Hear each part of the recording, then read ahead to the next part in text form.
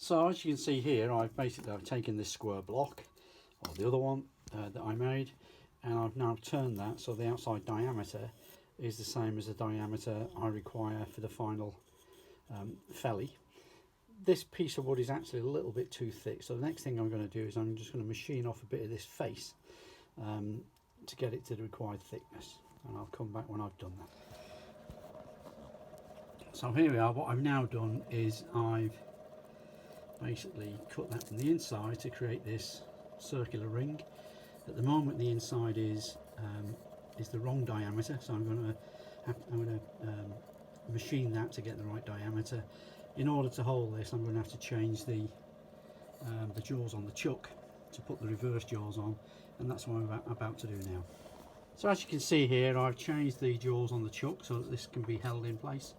I've fitted a boring bar onto my tool post, and the diameter at the moment is around 65 millimeters, and I've got to get that to 71, so I'll start cutting that now.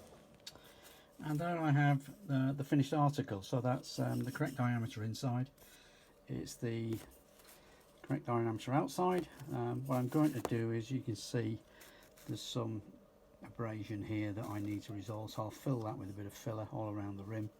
Probably do similar on the other side, just to make sure I've got a nice flat surface, so that it'll look nice when the model is presented. So that's my next task. Only another 4 to make. Sorry, correction, and only another 3 to make.